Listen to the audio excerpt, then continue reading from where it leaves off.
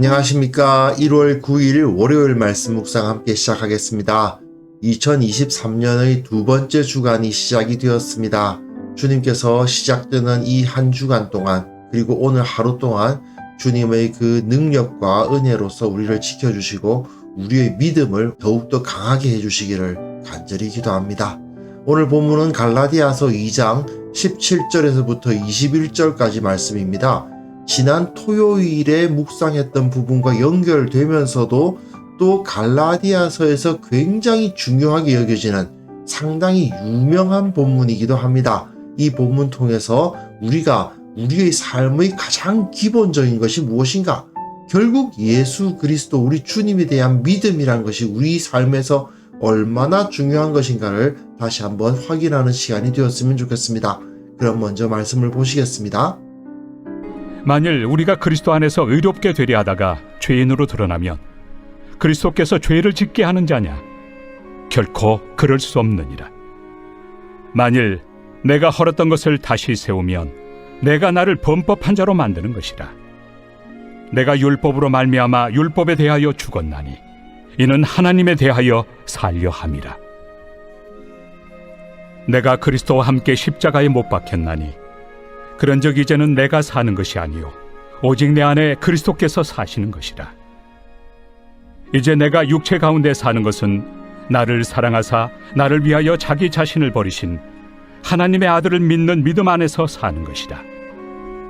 내가 하나님의 은혜를 패하지 아니하노니 만일 의롭게 되는 것이 율법으로 말미암으면 그리스도께서 헛되이 죽으셨느니라.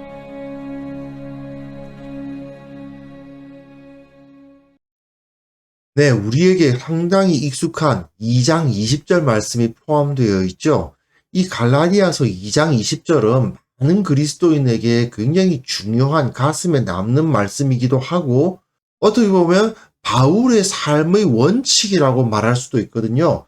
오늘 본문은 바울의 사도권을 주장하고 있는 부분의 마지막 부분이자 또한 이 로고스 부분, 신학적인 논쟁 부분으로 넘어가기 위한 연결점 역할을 한다고 볼 수가 있어요. 그래서 이 안디옥 사건인데요. 안디옥에 베드로가 왔다가 예루살렘에서 온 유대인들에게 눈치를 보고는 이방인들과 함께 식사를 하다가 그만 중간에 떠나버리는 그러한 조금 비겁한 모습을 보이는 것을 보고 베드로를 바울이 꾸짖었던 이야기, 그 이야기에 근거된 말씀인데 특별히 지난 토요일에 절반 정도를 다루었고 오늘 본문은 바울이 베드로를 꾸짖으면서 했다는 말의 뒷부분입니다. 근데 이 뒷부분이 이 17절부터의 내용이 단순히 베드로에게 한 말의 일부일 뿐만 아니라 이후 3장과 4장으로 넘어가는 이 신학적 논쟁으로 넘어가기 위해서 상당히 중요한 연결부로서의 역할을 해요. 보통 이런 기능을 하고 있는 부분이 그 전체 책에서 상당히 중요한 메시지, 주제를 담고 있는 경우가 많죠. 바울은 오늘 본문 바로 전에 사람이 의롭게 되는 것은 율법의 행위로 말미암음이 아니요 오직 예수 그리스도를 믿음으로 말미암는 줄 알므로 우리도 그리스도 예수를 믿나니 이는 우리가 율법의 행위로서가 아니고 그리스도를 믿음으로써 의롭다함을 얻으려 함이라. 율법의 행위로서는 의롭다함을 얻을 육체가 없다. 우리는 원래 유대인이요 이방인이 아니지만 유대인이라고 해서 유대인이라는 혈통 때문에 구원을 얻고 의롭다함을 얻더냐? 아니지 않느냐? 예수님을 믿어야만 의롭다함을 얻는다는 것은 베드로 당신도 잘 알지 않느냐? 이렇게 이야기를 한 거죠.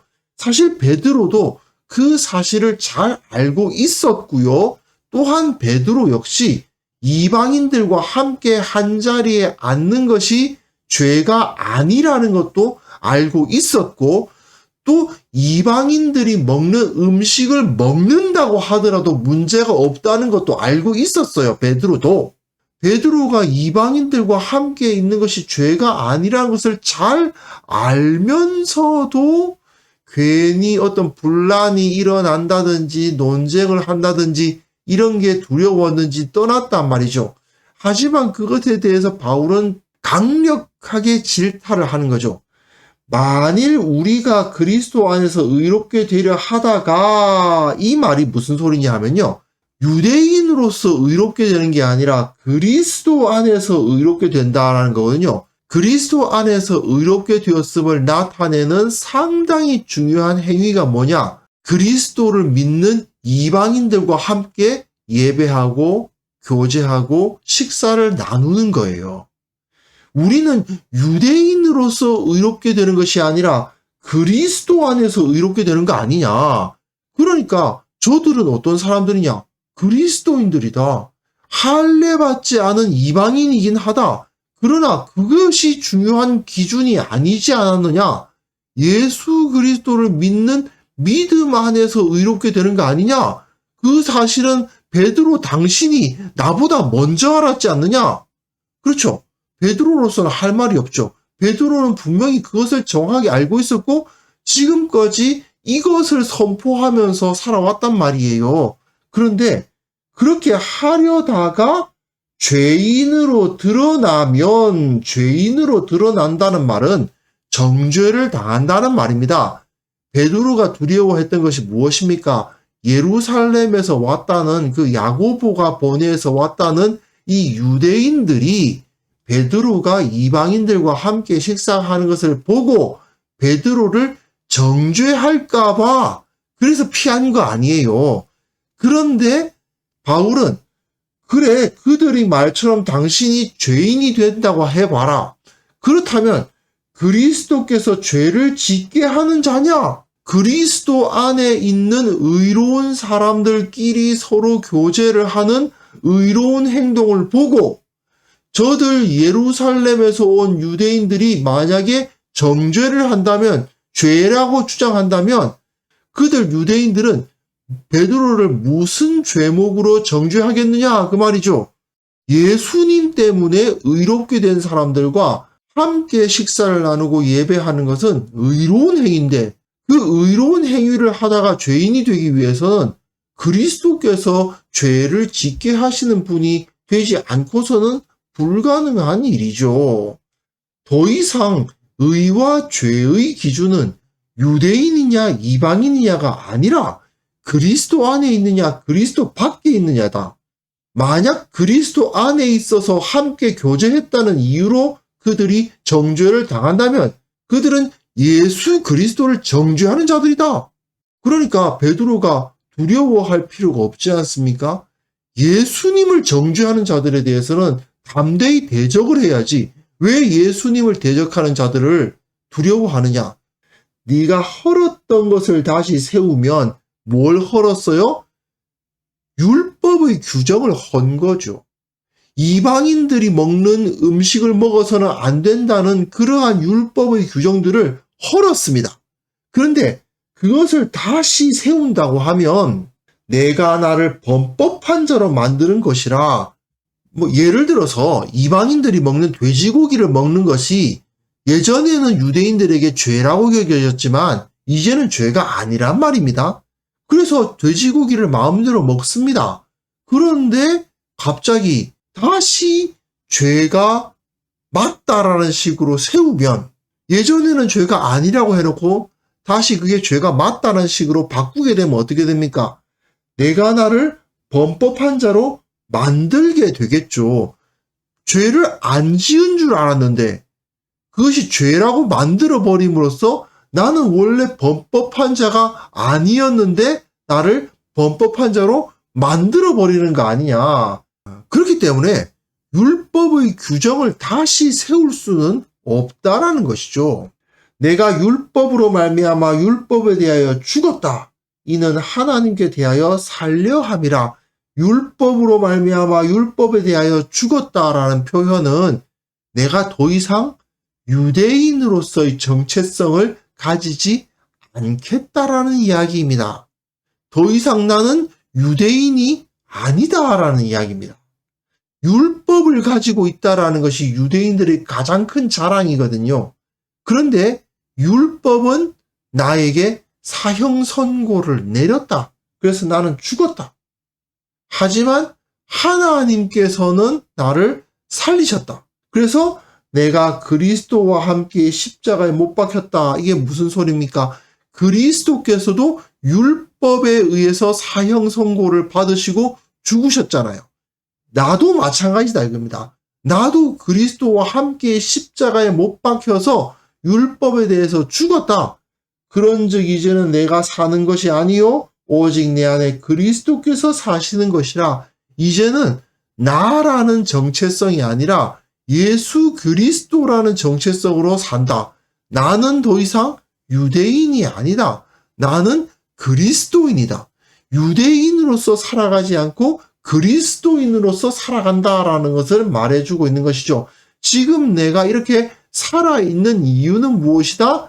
나를 사랑하사 나를 위하여 자기 자신을 버리신 하나님의 아들을 믿는 믿음 안에서 사는 것이라.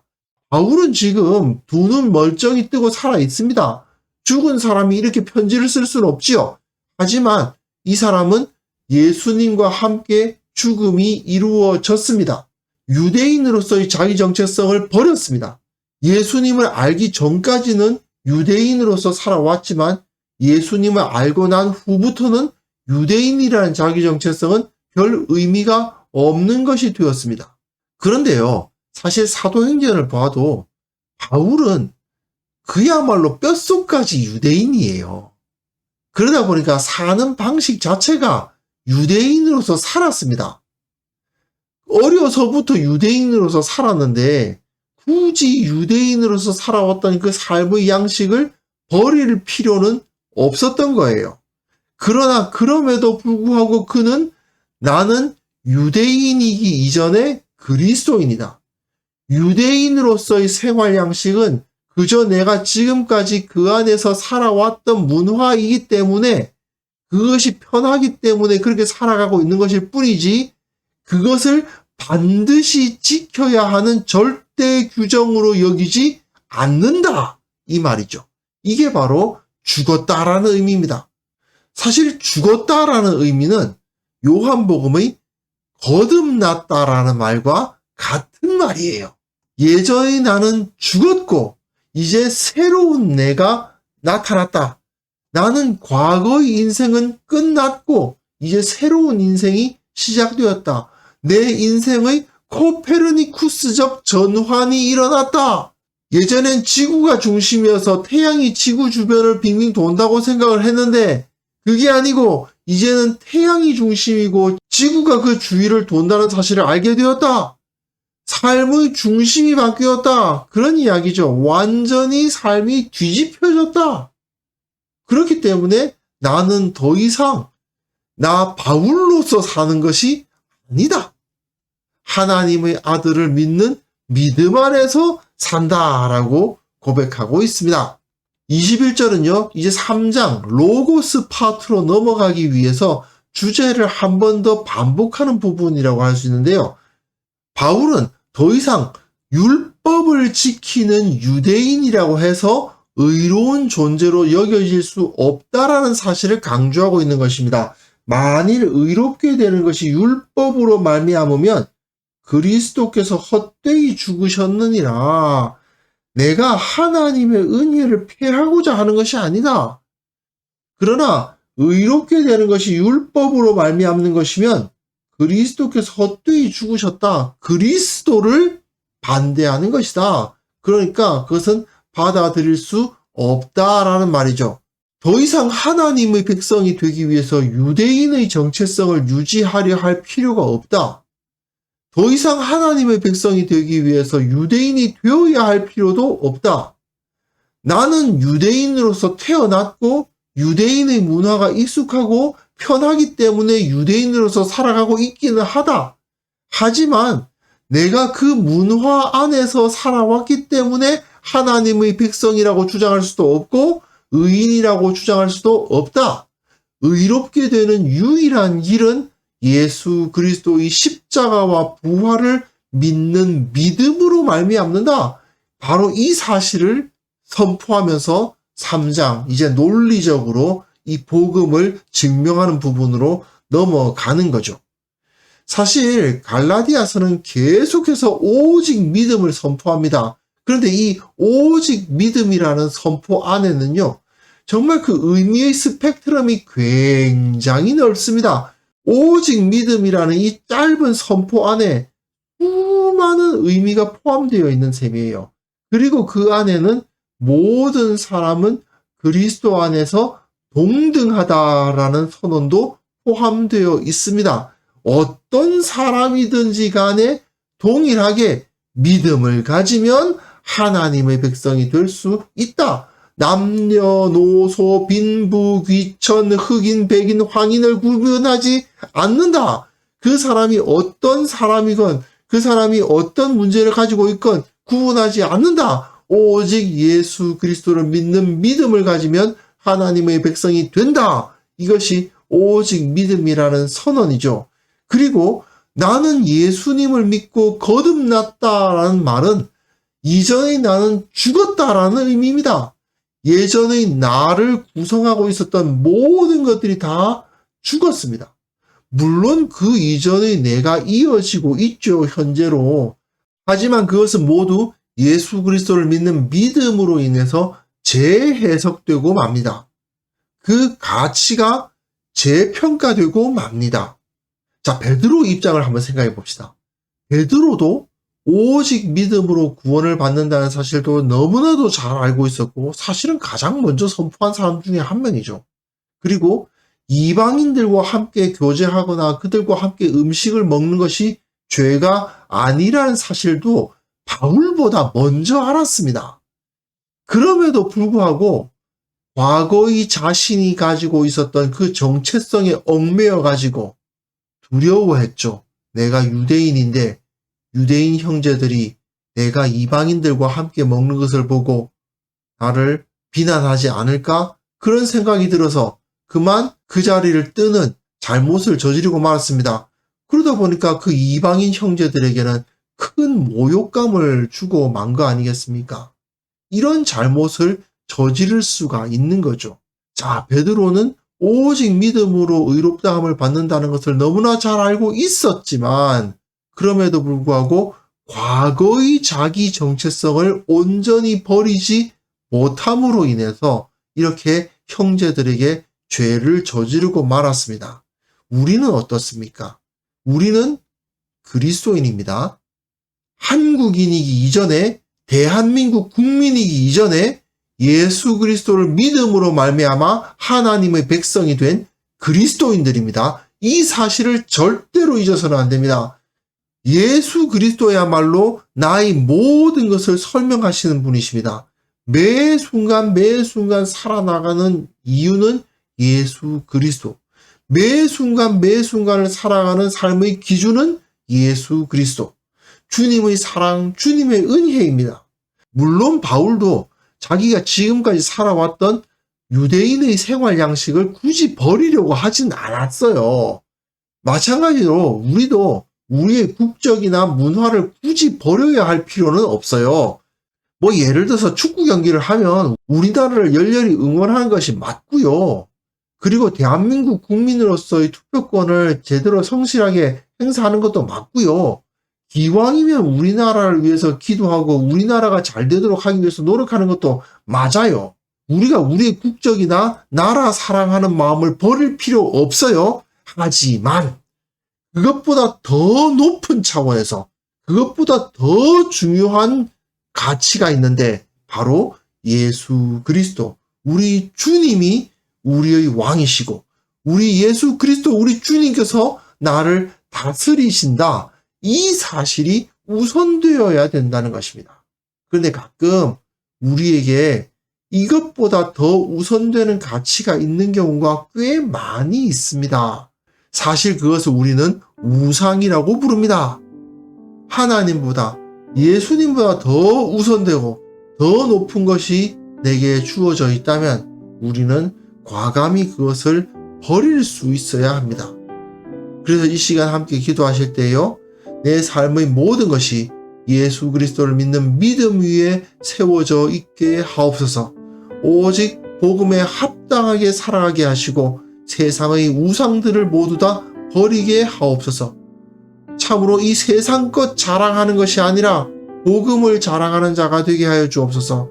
주님께서 내게 베풀어 주신 은혜만을 기뻐하는 자가 되게 하여 주옵소서. 함께 기도하는 시간을 가졌으면 합니다.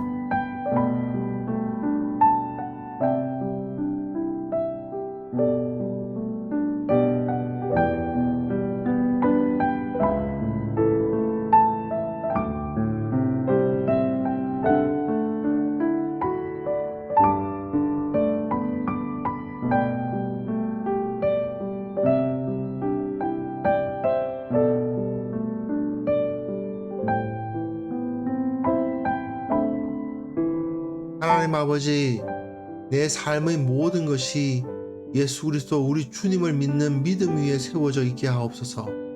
이 사실을 결코 잊지 아니하고 오직 복음에 합당하게 살아가는 자가 되게 하여 주옵소서.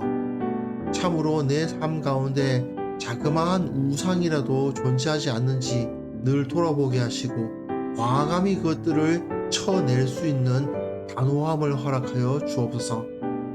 이 세상 것을 자랑하는 것이 있습니까? 나의 능력이나 나의 재산이나 내가 가진 기타 여러 가지 것들을 주님보다 더 자랑스럽게 생각하고 있는 것이 없는지 돌아보게 하시며 오직 복음을 자랑하고 우리 주 예수 그리스도의 십자가를 자랑하고 그 은혜만을 기뻐하는 자가 되게 하여 주옵소서. 특별히 원하옵기는 이 땅에 있는 모든 그리스도인들이 복음에 합당하게 살아가게 하시고 그들로 말미암아 이 세상이 참으로 복음에 의해서 변화되는 것을 우리로 하여금 목도하게 하여 주옵소서. 그리스도인들이 예수 그리스도의 십자가를 자랑하지 아니하고 교회의 크기와 힘과 명성을 자랑할 때에 더 이상 이 세상이 주님 앞에 무릎 꿇지 않을 것이라는 사실을 깨닫게 하시고 주님의 십자가와 주님의 부활을 기억하며 주님처럼 살다가 주님처럼 죽기를 원하는 자들로 가득하여 이 땅이 하나님의 나라로 변화되는 그 역사를 일으켜 주옵소서. 아버지 하나님, 주님께서 오늘 하루도 우리를 지켜주시기를 원합니다. 오늘 하루도 우리와 함께 하여 주시기를 원합니다. 주님의 능력을 체험하게 되기를 원합니다. 주님께서 우리에게 베풀어 주시는 그 모든 은혜를 우리가 눈으로 보고 그 놀라운 기쁨을 누릴 수 있는 하루가 될 수 있기를 원하오니 주께서 우리에게 은혜를 부어 주옵소서. 감사드리옵고 예수님의 이름으로 기도합니다. 아멘.